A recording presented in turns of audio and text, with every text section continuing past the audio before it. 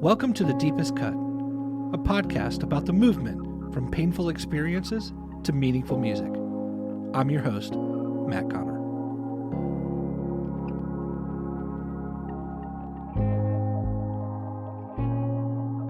Cindy Morgan has always written from what lingers. A shadow stretching across a summer meadow, the yellow dress, a question from a daughter growing up way too fast. These are the kinds of scenes that stay with her, images that slowly turn into songs over months and even years. That patience, that attention to detail, have defined her decades-long career. As one of the most celebrated songwriters in all of Christian music, Cindy has earned 2 Grammy nominations, 14 Dove Awards, and 21 number 1 hits. She's written for artists across many genres: Amy Grant, Vince Gill, India.Arie, Rascal Flatts, and she's also built a catalog known for its emotional depth and lyrical honesty. On this episode of The Deepest Cut, Cindy sat down with me to share the long personal journey behind Bows and Arrows, a beautiful song written for her daughter that required nearly a decade to find its final form. The process, she says, was too emotional for so many years. What ensues is also a candid discussion on motherhood and validation and the creative lessons learned from writing such a difficult song in the first place. Here's our conversation on The Deepest Cut with Cindy Morgan.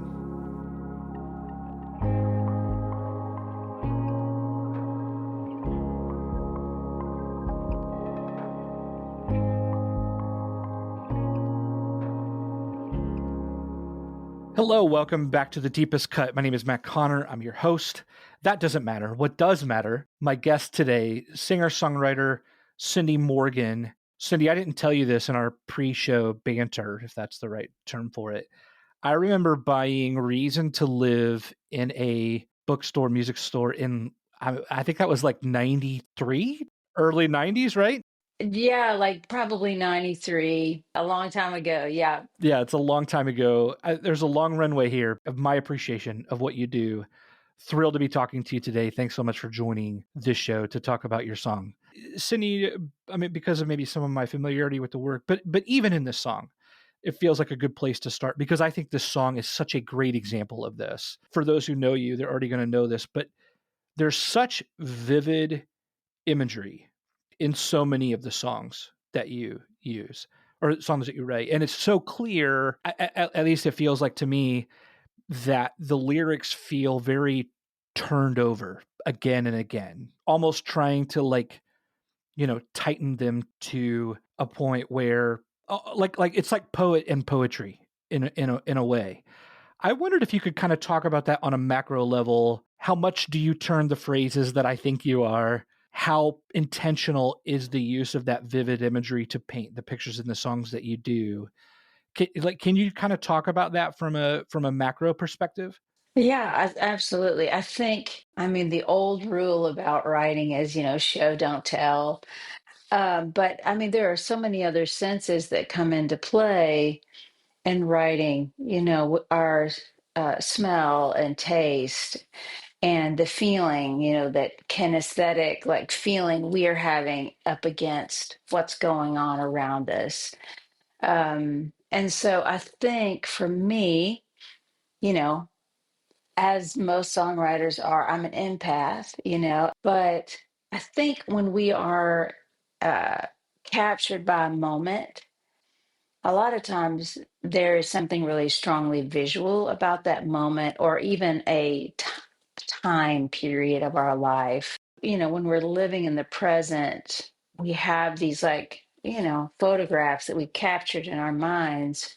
And so, I think from a songwriting perspective, I try and lead with emotion, but coupled with a visual that I feel like encapsulates that feeling, or lots of visuals that encapsulate a feeling. And I mean, your suspicion is correct in that I do obsess.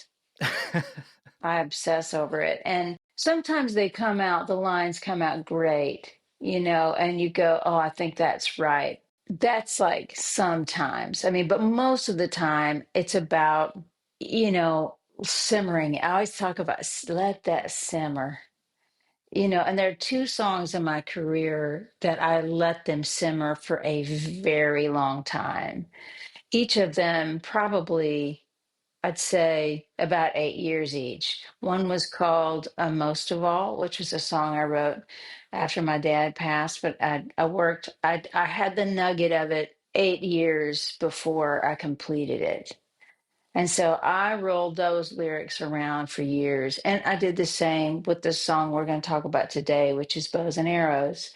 And so that song, I mean, I simmered on it, and then I'd change it, and then I'd leave it, and then I'd come back. So, and not all of them take that kind of time, but I feel like the ones that are really special sometimes need that time. Obviously, I want to get into bows and arrows. Before I do, a couple things you said make me very curious, and I want to go back to the multisensory thing that you were talking about, and to ask this: has songwriting always been sort of an understood multisensory experience for you, or is that a learned notion over the course of time? Yeah, I think that I think partially it was something that I employed early on. I think visually, yes, but I think the difference between what I call instinctive writing versus craft writing. And so, sometimes I help teach in the songwriting department at Belmont University.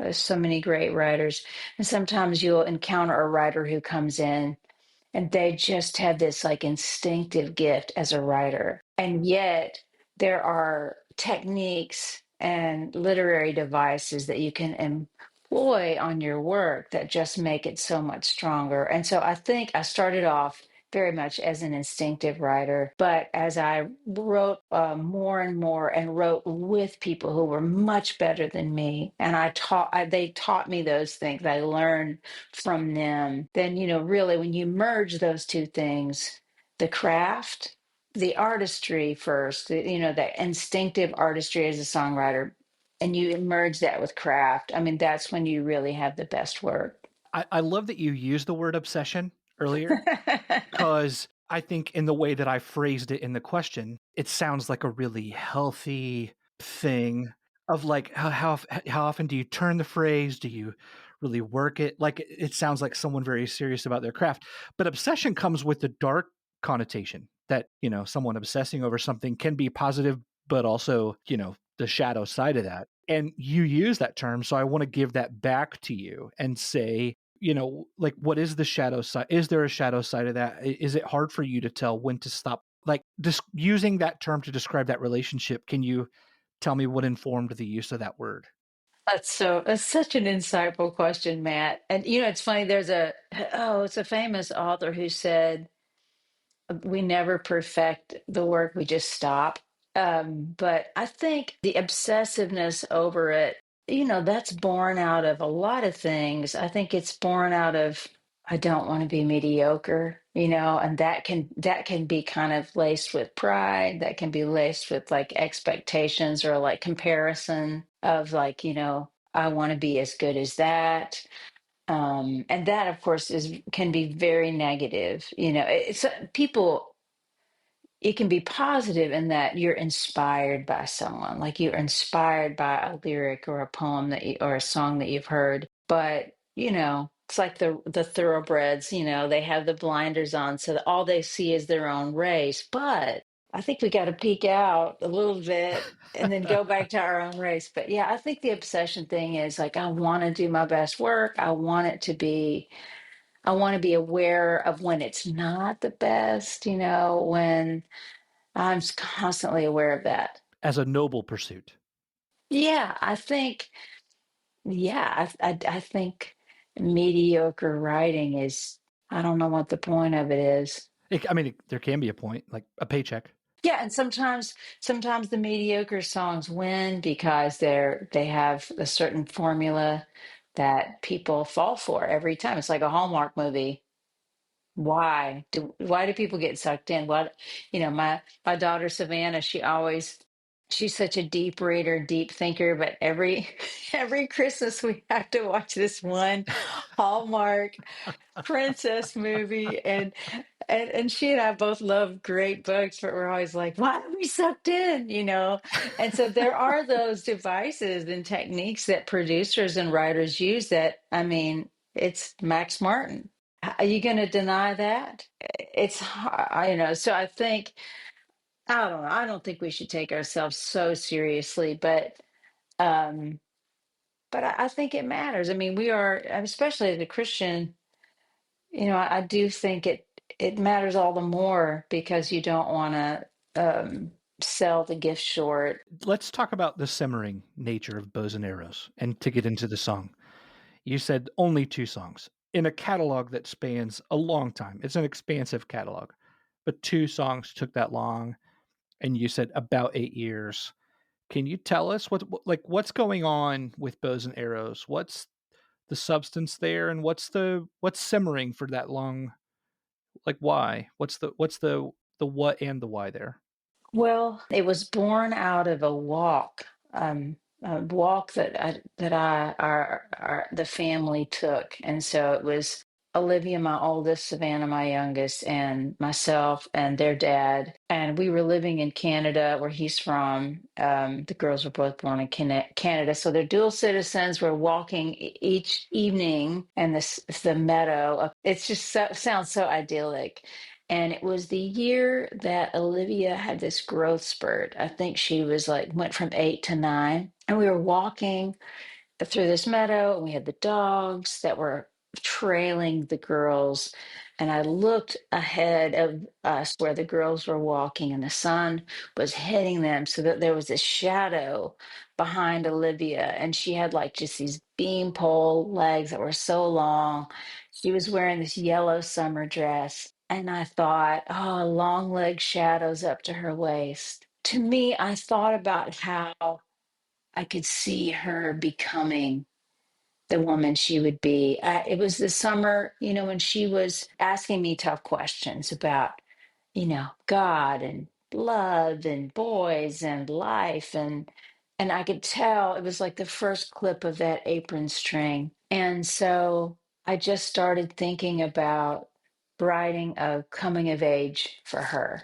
And but of course, I wasn't, I didn't know all I needed to know at that point. And so as she grew, I just gathered things about her, memories, you know, from her, that adolescent period, and things that I remembered. So, you know, everything in that song is based on part of that growth period in those 8 years. I gave it to her when she was 18. I recorded it. And this is the irony, is that on the cover of that record, that she had taken archery for 2 years in like her junior and senior years. So I had all these, you know, she had all these bows and arrows, and and when I started working the song out in her junior year, and I kind of got that line, you know, we're the bow and she's the arrow, then I thought, oh, it'd be so cool if like she were the cover, you know, but she didn't know it. And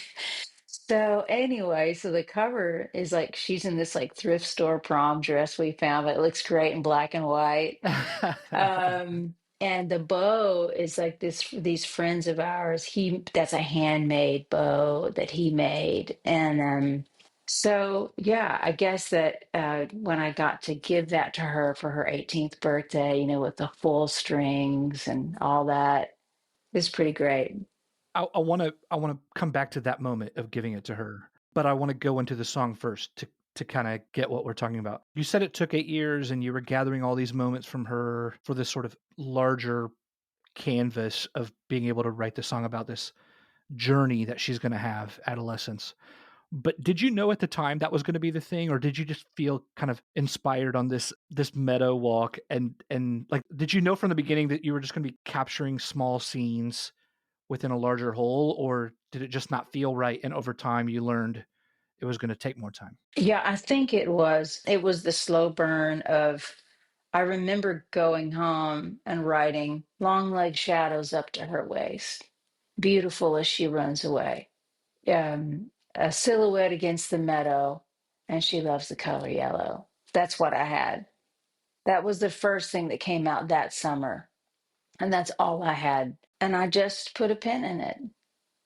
And then, others like other, we would be in another scenario, and another part of the story would appear. And so I guess you know how they'd call slow design, where you've got a new house and you don't know what painting you want to put on the wall, and so you just wait for it. You wait till you see it in a store or by an artist. And so I think that's what that was. It was just I knew the nugget of I felt, that kind of the DNA of what the song could be, but I didn't know. I mean, that's definitely some pantsing. Like we talk about pants writing, by the seat of your pants, or plotter. Some people are pantsers or plotters. And that was a pantser song. It was just like I just, writing from the first verse down of I didn't know where I was going. But back to my first question, like those lines feel, I mean, especially that first stanza, but even all the way through, they just feel so perfect. Like the lines are perfectly taught. Every word feels very purposeful. So when you say you were like, you said I came home, I wrote long leg shadow. Like, how much did you work through those lines? Did you have the sentiment and then you really, like you said, obsessed over them, or was this kind of a spilling out with that sort of an imagery? Yeah, a lot of times that first line or so comes out really clean, right? It comes out good. And that's pretty common, I think, for a lot of writers, where it's like that boiling point of like something is very visceral and it hits you, and you just come out with those lines and you got nothing else.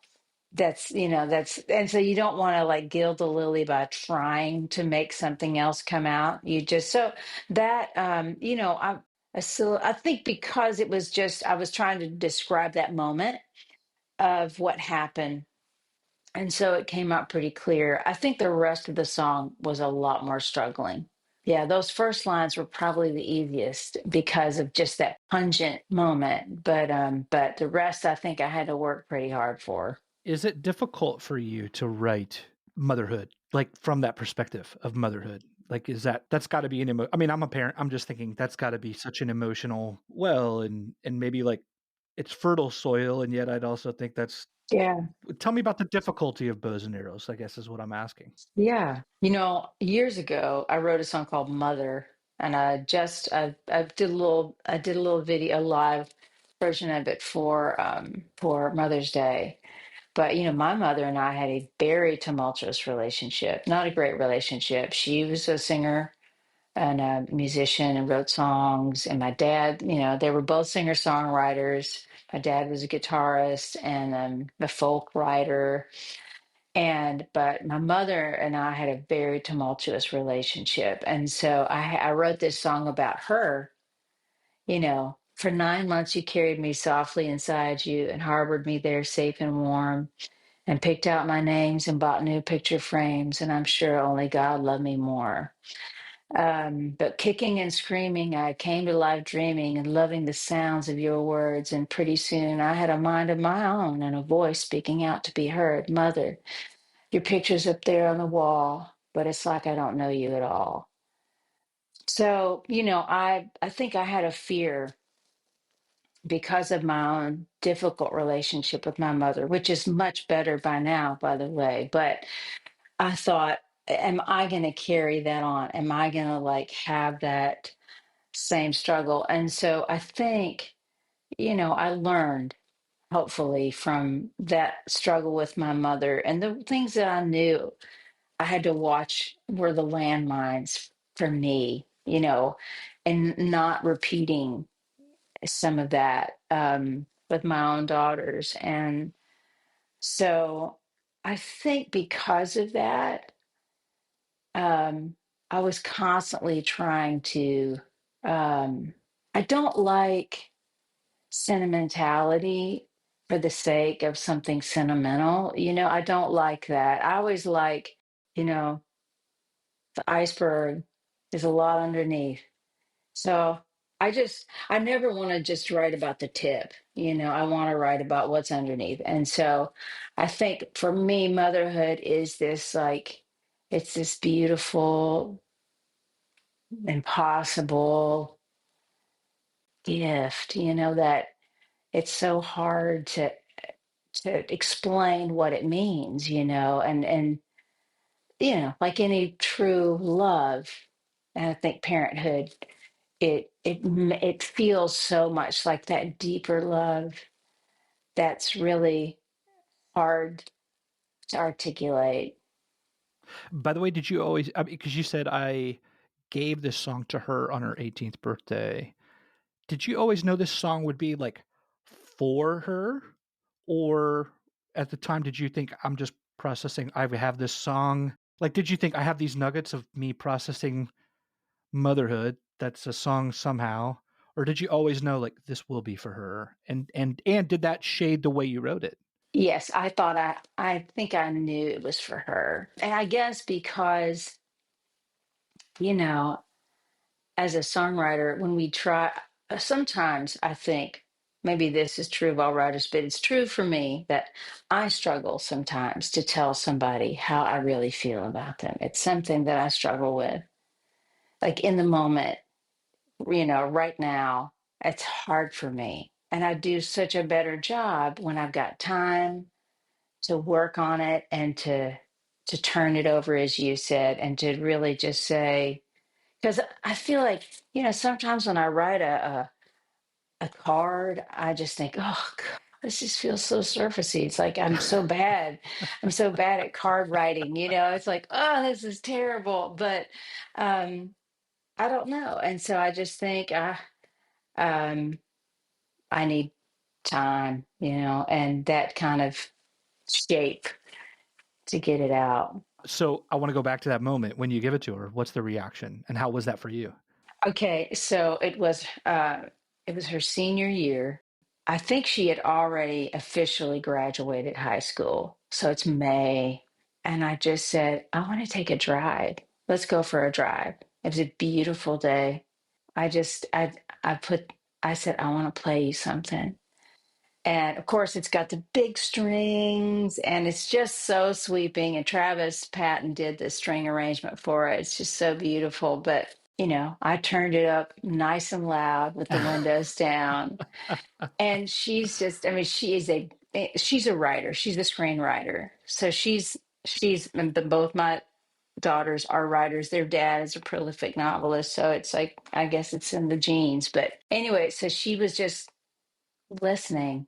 And all of a sudden, it was probably, almost through the first chorus, she went, is this about me?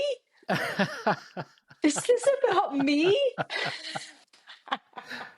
That's great. That's and just great. and I mean, and she just like big tears, and we just listened and drove and I think we drove to Sonic and bought ice cream, and but anyway, it was just so special and it was really, really wonderful. And I mean, it was kind of the ultimate, I couldn't have imagined for anything a response that's better. And yeah, I wrote one for my younger daughter that took about the same amount of time, but I presented it to her in a different way, and I maybe didn't do as good of a job. But um, I love the song, but anyway, but I think that response from Olivia, I saw that real emotional impact in that moment for her. And that payoff, of the parents being the bow, the kids the arrow. I mean that just hits at such a level that you've had to have heard from other parents going that line. Come on, like that. You just nailed it. Is that true? I've heard that from a few parents. Yeah, I've heard it from some parents. Yeah, who, especially when I think you feel it the most with your oldest, maybe because they're the first that you experience that, watching them graduate high school and doing the college trip and all of that. It just hits you so hard because things are changing, and it's so any parent I think that's been through it, that's those are the parents that I hear from who've kind of already experienced that. It's not only a gift for your daughter; it's a real gift for everybody. It's yeah, it's just such a lovely song. I'd love to have you take us into it. Say anything else you'd like to say about it. Yeah. Yeah, I'm Cindy Morgan, and this is a song I wrote for my daughter, Olivia, um, inspired by her life, bows and arrows.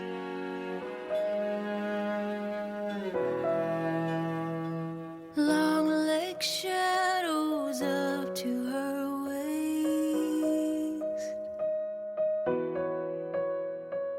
beautiful as she runs away. A silhouette against the meadow,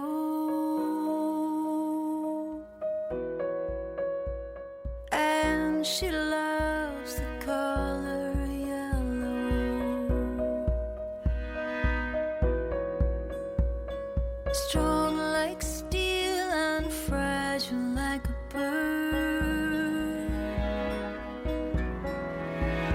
Says something shocking, make sure you heard. Then she throws her head back laughing. We watch the days, the months, the years passing,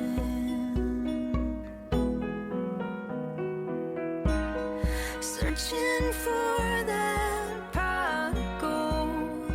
Everything new's getting old, and she just wants something real, something she can feel.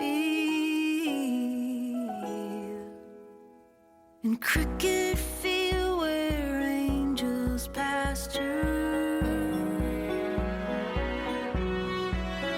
she kissed a boy and lingered after. A taste of life and love and what could be. Oh, just a taste, innocent and free.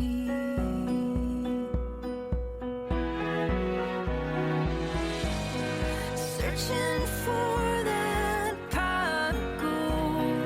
Everything new's getting old, and she just wants something real, something she can feel.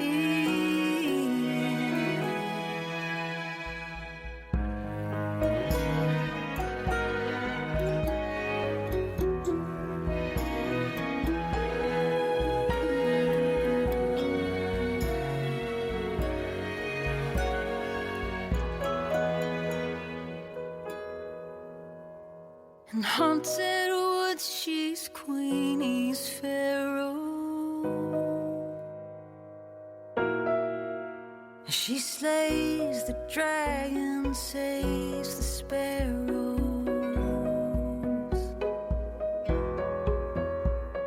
Flesh and blood and bone and marrow. We're the bow and she's the arrow.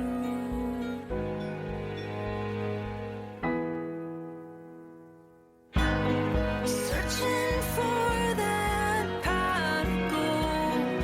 Everything new's getting old, and she just wants something real, something she can feel, something she can feel.